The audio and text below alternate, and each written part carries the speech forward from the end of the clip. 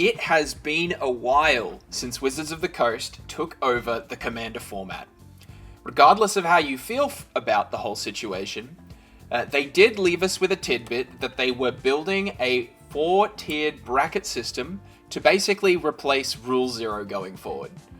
They told us we'd hear about it by the end of the year. It's now February of 2025. So in light of having not really heard anything yet, I thought it would be fun to predict what I think we could expect from Wizards of the Coast over the next couple months, or whenever they choose to give us more detail about the bracket system. I've given a lot of thought to this, and I do think there are some assumptions we can probably make at this point in regards to what to expect. And I wanted to go over those today with you. Obviously, a lot of this is my opinion, so take it all with a grain of salt. Before I begin, I am going to go over some cards that belong, in my opinion, in certain brackets and why I think that.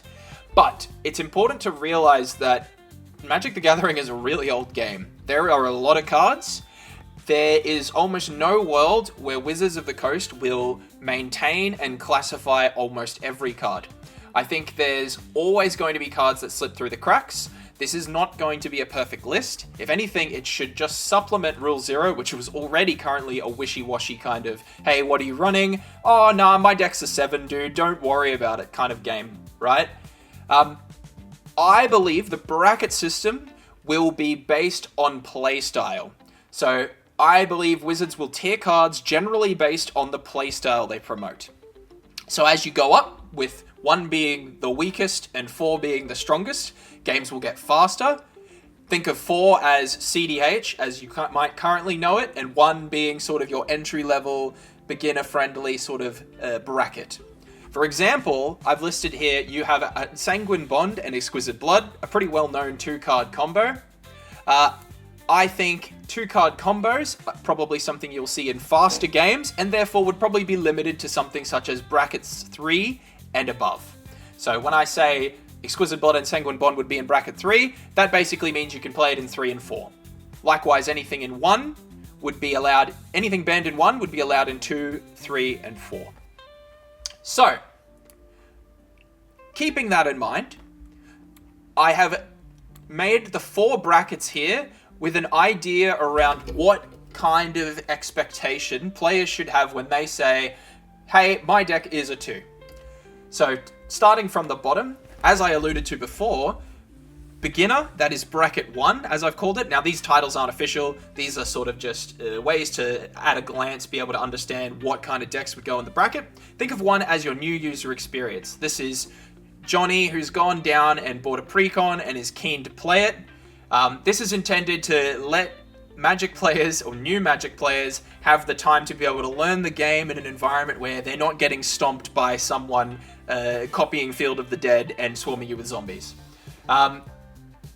You'll see specific cards in a moment, but I do make a note here of pointing out that there's less color fixing. This is probably the main thing in this deck, or in this bracket. Fetch lands and shock lands are not allowed in this bracket. The reason why I suggest that is simply because I believe that allowing players to not consistently hit very flexible mana bases can slow the game down enough to allow new players to sort of gain, basically build their army and engine up, really. I think fetches are fine everywhere else. You'll see that fetches and shocks are perfectly fine in your 2 to 4 games. But if we're talking about a world where you can fetch into an untapped dual land of any kind, which is why shocks are listed, I think that might just be a little bit too hairy for players. Or new players, I should say. Moving up to 2. 2 and I'll say 3. If you've played lots of Commander before and you haven't played CDH, I would say 2 and 3, or between those 2, will be where most of your games will lie. I think the distinction between 2 and 3 is basically that 3 is delegated to more combo-orientated and higher power, faster decks, whereas 2, think of as your more battle cruiser, janky combo style game. Definitely will be more combat focused too. Powerful, as I said. You can start to see really staple-y cards, so think of things like Smothering Tithe, Cyclonic Rift, the cards that kind of just can go in any deck of any color. I think they can live in a world like 3. And then 4 is your CDH experience. So, what specific cards are I suggesting go in brackets. Let's start with 4, because I believe this is the most straightforward one. 4 is just the current ban list as a starting point. I do think there is an argument to be made about some cards being on the ban list coming off it, such as I've included their Coalition Victory, which, if you go to the Commander website and read their reasoning for it, they cite basically instant wins being a problem. I think since they wrote that, there are plenty more instant wins you can point at. That basically not necessarily invalidate Coalition Victory getting banned, but sort of undermine the fact that you banned Coalition Victory, but not Thassa's Oracle, for example.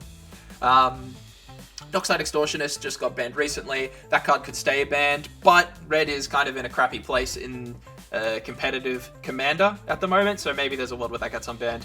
But really, I think as a starting point, Elite Bracket 4, let's leave it as CDH. This is where you can play the most powerful Commander, and I think that's really what Bracket 4 should represent. Working backwards from that, Bracket 3 is where we start to see a lot more common cards, but there are going to be some exceptions. I'm going to start with Fast Mana. I think this is a bit of a gimme in terms of a really easy way, a really obvious ban, I think, for Bracket 3. I think Fast Mana should just be reserved for the highest power tables. When I say Fast Mana, I'm talking about cards that generate mana positively. So I pay 0 mana and I get something in return. The only exception to this would be Sol Ring, which, although it definitely belongs in a higher power level, I can't see a world where Wizards of the Coast ever put Sol Ring in anything but, Bracket 1, simply because it's effectively the mascot of the format, really. Sol Ring's definitely a very powerful card, very divisive card among people, but again, Wizards have already said that it's the kind of card they want to keep around. The free Commander spell cycle, this is...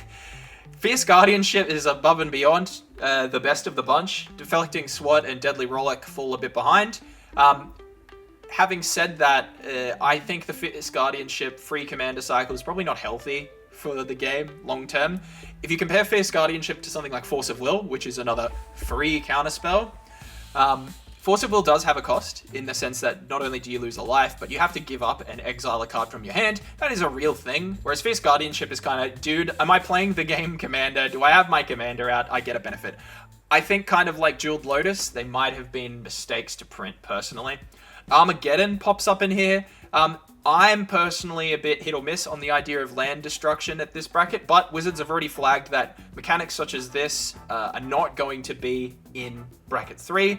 I say that in reference to, in the original article, they talk about Armageddon being limited to Bracket 4.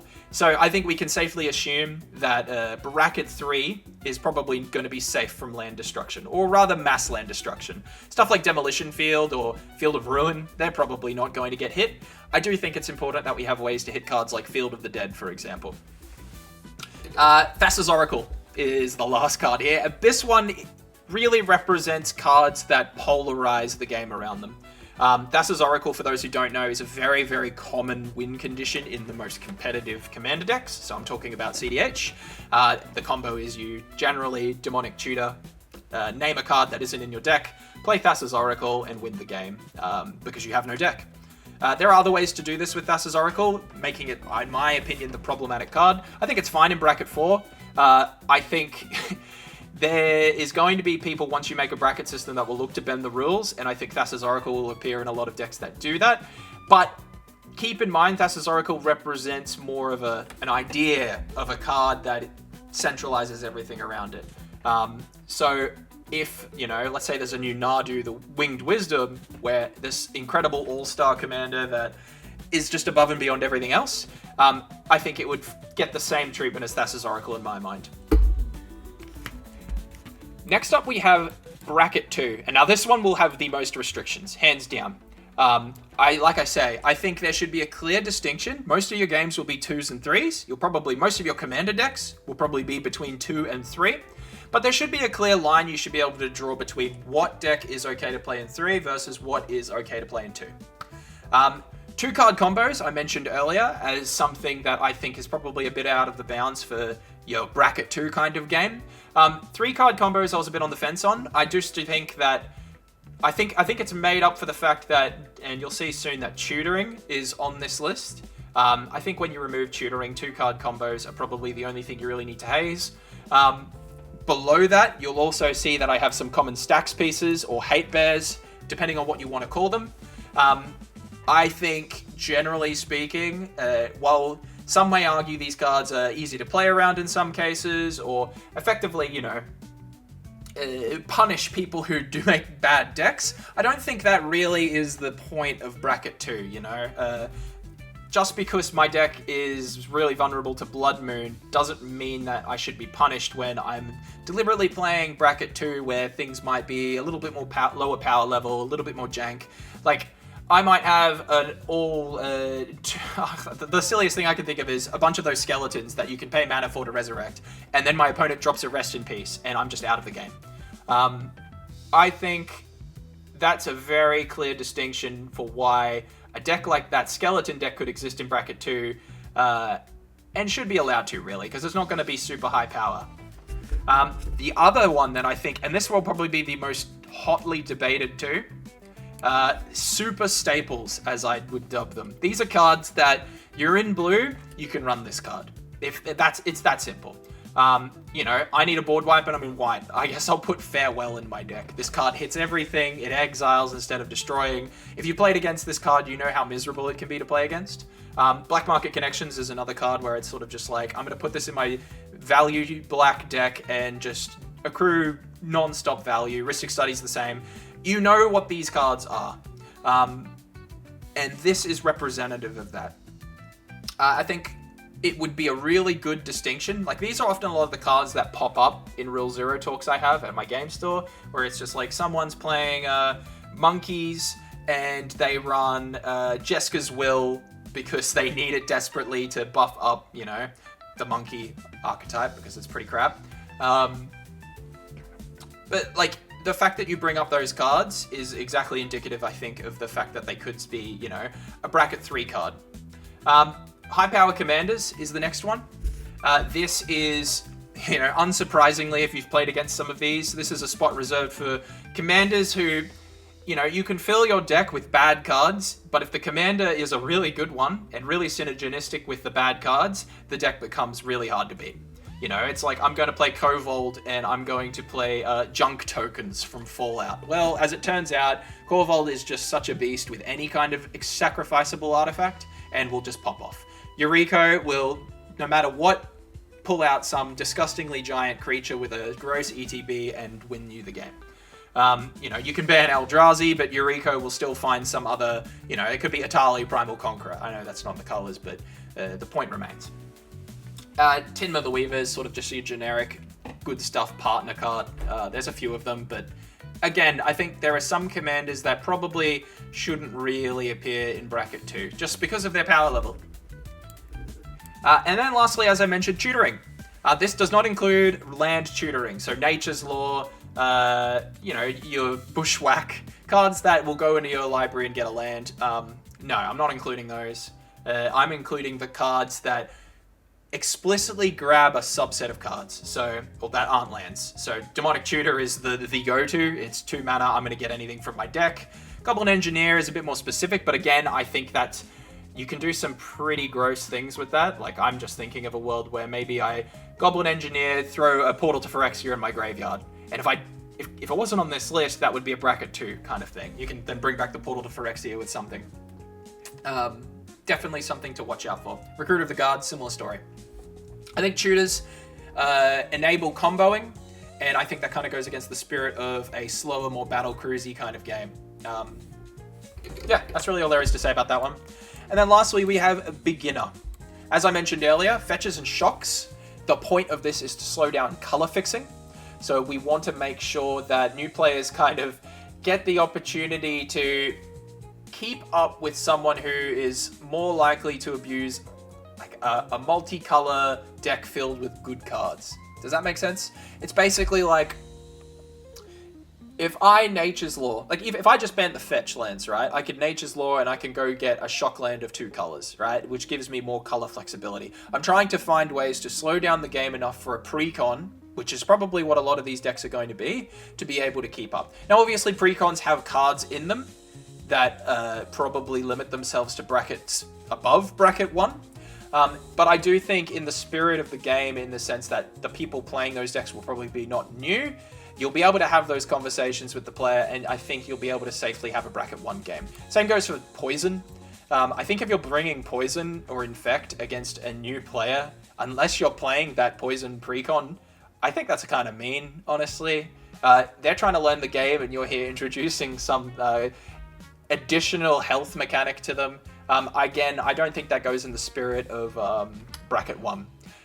I contemplated moving this out of bracket 2 as well, but I do think, with some exceptions, that Poison is manageable. Again, it's the kind of conversation you still have before you play, but you're more able to police it. And maybe Poison does end up out of bracket 2 as well. So, in conclusion, the entire intent behind this is to basically create a 4-tier system where the higher the number, the faster your deck is. I think that's always sort of been the key metric for power level of decks that I've seen. You know, my CDH deck wins in 4 turns, whereas my Precon Captain Horror Pirate Man wins in 11 turns when it finally draws Rise of the Dark Realms and just absolutely blows everyone out after it's milled everyone a bunch. I think defining a few core types of cards that represent certain levels of power is the easiest way to make sure that different decks fall under certain speeds. And I reckon this is exactly the kind of model we're going to see from Wizards over the next few months. If you did enjoy my video, please give me a subscribe. I'm going to make more theory kind of videos as well. Aether Drift is around the corner, and I'm going to be playing with a few of my brews I've made. But yeah, I really appreciate any feedback too. So leave a comment, tell me I'm full of shit, tell me you think I'm cooking. I really don't mind. Anyway, I'll see you on the next one. Cheers.